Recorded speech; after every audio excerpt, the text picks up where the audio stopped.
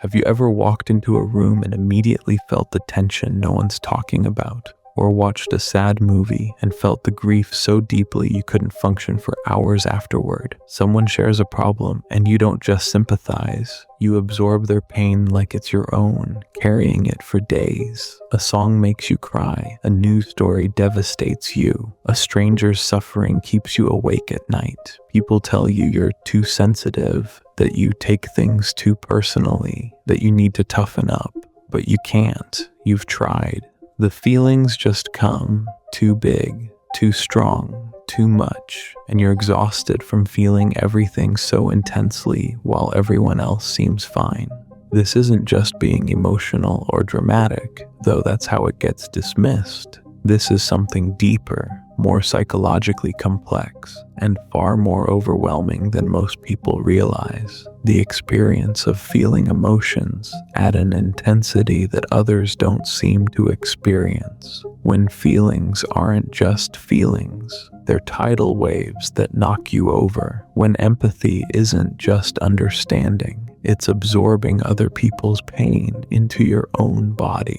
When the world feels too loud, too bright, too much, and you have no way to turn down the volume, it affects millions of people in ways that make them feel defective, broken, or too fragile for the world they're living in. Understanding this psychology reveals something uncomfortable about emotional capacity and sensitivity, that some people's nervous systems process emotions differently. Not wrong, just more intensely. That feeling too much isn't a choice or a flaw. That high sensitivity isn't weakness. It's a different way of being wired that comes with both profound gifts and exhausting costs. That the world wasn't built for people who feel this deeply, and that creates constant pain for those who do. When researchers study people who feel too much, they discover something fascinating. This isn't about being overly emotional or attention-seeking. This is what psychologists call high sensitivity or emotional intensity, a neurological difference where the nervous system processes sensory and emotional information more deeply than average. Their brains notice more, feel more, and respond more intensely to everything. Not because they're trying to, not because they're being dramatic, but because their nervous systems are literally wired to experience the world at higher intensity than most people's. But how does someone arrive at this psychological state?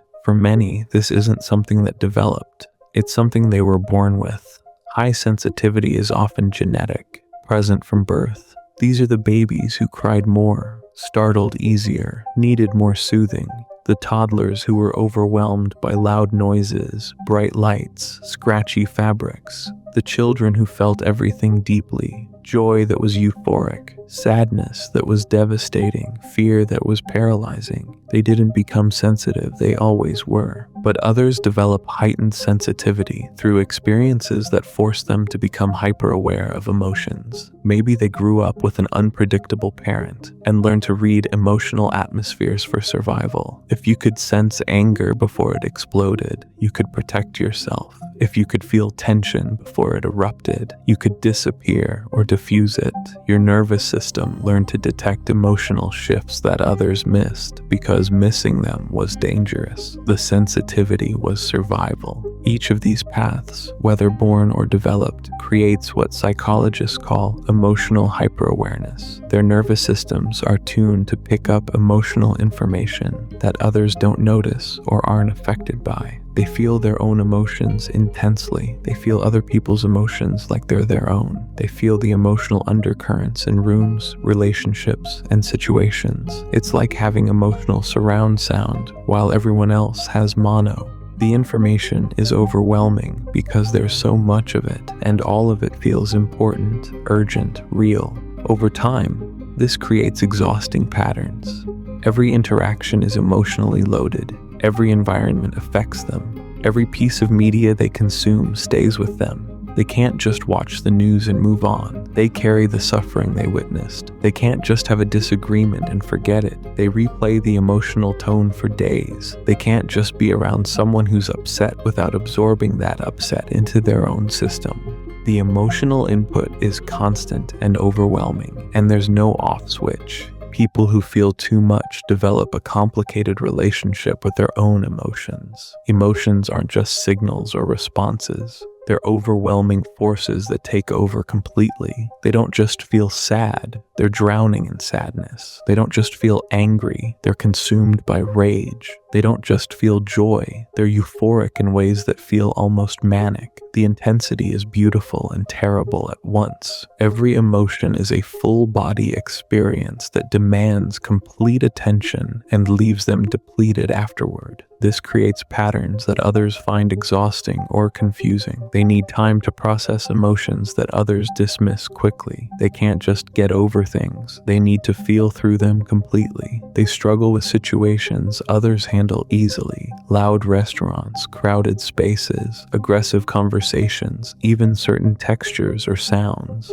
They need more recovery time after social interactions, more time alone to process, more gentleness in how they're spoken to, needs that seem excessive to others but are necessary for them to function. The irony is profound. People who feel too much often have profound emotional intelligence and insight. They understand human behavior deeply. They can read situations others miss. They have capacity for empathy that's genuinely rare. But these gifts come with costs that make daily life extraordinarily difficult. The same sensitivity that makes them wonderful friends, artists, counselors, and partners also makes them vulnerable to being overwhelmed by things others barely notice. The internal world of someone who feels too much is like living with emotional speakers turned up to maximum volume. Everything is loud, everything matters, everything affects them. A small kindness can make them cry with gratitude.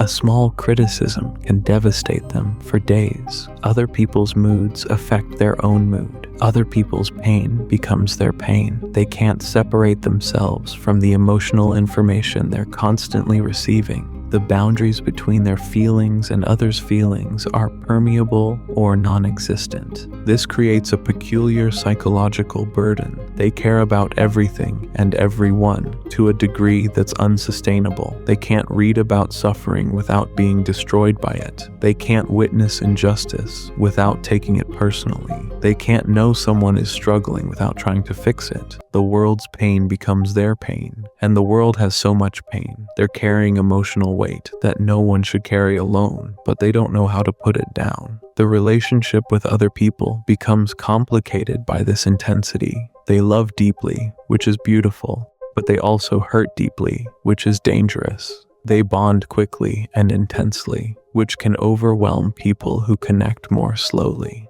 They need emotional intimacy and authenticity, which many people can't or won't provide. They sense when people are being fake, distant, or dishonest, and they can't pretend they don't notice. They need depth in all their relationships, which means shallow relationships feel worse than no relationship at all. This affects how they move through daily life in exhausting ways. The environment affects them constantly. They need certain conditions to feel okay. Quiet spaces, soft textures, gentle light, calm energy. Without those conditions, they're in constant sensory and emotional overwhelm. They can't just push through and function anyway. The overwhelm shuts them down or makes them react in ways others judge as overreactive. They're not overreacting. They're having appropriate reactions to stimuli that's genuinely overwhelming for their nervous system. What makes this particularly difficult is how the world treats high sensitivity.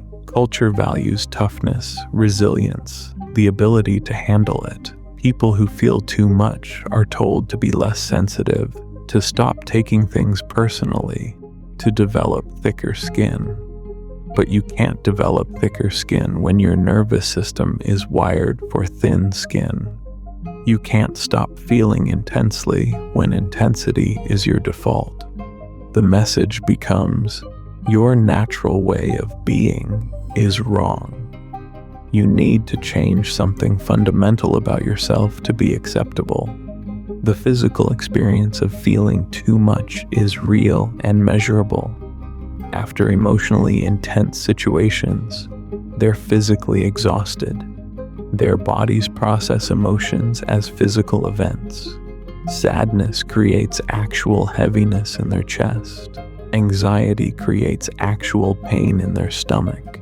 Joy creates actual expansion in their body. Emotions aren't just mental, they're full physical experiences. And intense emotions repeatedly experienced leave them depleted in ways that require real physical recovery. Modern culture overwhelms highly sensitive people in specific ways. Constant news cycles showing trauma, social media displaying everyone's pain and performance, open office environments with no quiet, cities with constant noise and stimulation. The pace of modern life, always on, always available, always processing information. It's designed for people with average sensitivity. For people who feel too much, it's a constant assault. The comparison to people with normal sensitivity is painful and confusing. They watch others handle things that destroy them. Others can watch violent movies for fun. They have nightmares for weeks. Others can shrug off criticism. They internalize it completely. Others can be around conflict without absorbing it. They feel like they're being torn apart. What's this capacity other people have? This ability to not feel everything so deeply, it seems like a superpower they don't have access to. Time feels different when you feel too much. Good moments are intensely good but can't be sustained. The intensity is exhausting. Bad moments are devastatingly bad and last longer. They can't shake off negative feelings quickly. They need more processing time for everything. More time alone. More time to recover. More time to integrate experiences that others process immediately. Their emotional timeline moves differently than most people's, which makes them seem slow, dramatic, or unable to move on. Yet within this overwhelming sensitivity, something valuable and important exists. People who feel too much have access to emotional richness that others don't experience. They feel beauty more intensely. They appreciate moments more deeply. They love more fully. They create art that moves people because they understand emotion intimately. They help others heal because they genuinely understand pain. Their sensitivity, while exhausting, gives them access to experiences and connections that make life profoundly meaningful. This creates a paradox. The sensitivity that causes them constant pain also gives them profound gifts. The same trait that makes daily life exhausting makes significant life beautiful. They wouldn't choose this level of sensitivity. It's too hard, too overwhelming, too much. But they also wouldn't choose to feel less if it meant losing their capacity for depth, beauty, meaning, and connection. The sensitivity is both their greatest burden and their greatest gift. The anticipation of emotional situations creates anxiety even before they happen. They know that wedding will be emotionally overwhelming. They know that difficult conversation will wreck them for days. They know that sad movie will devastate them, so they prepare, brace, protect themselves, or they avoid entirely, missing experiences because they know the emotional toll will be too high. Their life becomes smaller because the world is too intense. Their internal voice oscillates between self-compassion and self-judgment. Sometimes it says, "Your sensitivity is a gift. The world needs people who feel deeply." Other times it says, "Why are you like this? Why can't you just be normal? Why does everything affect you so much?" The judgment comes from years of being told their natural way of being is wrong. But the compassion comes from slowly understanding that their sensitivity isn't a flaw. It's how they're wired. The concept of toughening up becomes philosophically impossible. People tell them to develop thicker skin, to care less, to not take things so personally. But their entire being is built around feeling deeply and caring intensely. Asking them to feel less is like asking someone to see less or hear less. The capacity exists. You can't will it away. You can only learn to protect it, manage it, honor it while surviving in a world that wasn't designed for people like you. Some specific patterns emerge in how this shows up. They need recovery time after socializing, not because they're antisocial, but because social interaction is emotionally intense and depleting. They avoid certain media, horror, violence, intense drama, not because they're weak, but because their nervous system can't process it without real distress. They struggle in certain environments, loud, chaotic, aggressive, not because they're difficult, but because those environments genuinely overwhelm their system. The emotional labor they do for others is constant and usually invisible. They're the friend everyone calls in crisis, the family member who manages everyone's emotions, the co-worker who notices when others are struggling. They're constantly giving emotional support, often without anyone recognizing how much energy that takes. They make everyone around them feel seen and understood. Meanwhile, they're depleted from the effort of caring so much about so many people. Their relationship with rest becomes crucial and complicated. They need more rest than others, but feel guilty about needing it. Rest isn't laziness. It's necessary recovery from emotional and sensory overwhelm. But explaining that to others who don't understand feels impossible, so they push themselves to function like everyone else, burning out repeatedly, collapsing when they finally can't anymore. The grief they feel about being this way is real. They grieve the easier life they'd have if they felt less, the thicker skin that would protect them, the ability to not care so much about everything. They see how much simpler life is for people who aren't affected by everything, and they mourn not being that way. But they can't change it. This is their nervous system. This is their wiring. This is who they are. So if you feel too much, if emotions overwhelm you regularly, if you absorb other people's pain like it's your own, know that you're not broken, dramatic, or too weak for the world. You're someone whose nervous system processes emotional and sensory information more intensely than average. You're wired for depth, and depth requires capacity that feels overwhelming. The psychology behind feeling too much reveals something both painful and important about human neurodiversity and emotional capacity, that some people's nervous systems are wired differently, not wrong, just different. That high sensitivity is a trait, not a flaw. That feeling deeply isn't weakness. It's a different way of experiencing the world that comes with profound gifts alongside exhausting costs. But understanding this psychology also reveals how to live with high sensitivity in ways that honor rather than punish it. You can learn what environments support your nervous system and create those conditions more often. You can learn what depletes you and set boundaries around those things. You can find others who understand high sensitivity and build community with them. You can stop trying to be less sensitive and start learning to protect your sensitivity. Because awareness of your wiring is the first step toward working with it instead of fighting it. When you understand that feeling too much isn't a character flaw, it's a neurological difference, you can stop judging yourself for something you can't change. When you recognize that your sensitivity gives you access to beauty, meaning, and connection that others miss, you can appreciate it alongside acknowledging its costs. When you see that many creative, healing, and meaningful people throughout history were highly sensitive, you can understand you're not alone in this experience. Your sensitivity is real. It's not in your head, not exaggerated, not something you can just get over. Your nervous system genuinely processes more information more intensely than average. That's not weakness. That's not being dramatic. That's having a nervous system that experiences the world at high volume, and high volume is exhausting. But it's also how you access depth that others never experience. The world needs people who feel deeply, who notice what others miss, who care intensely about beauty and suffering and meaning.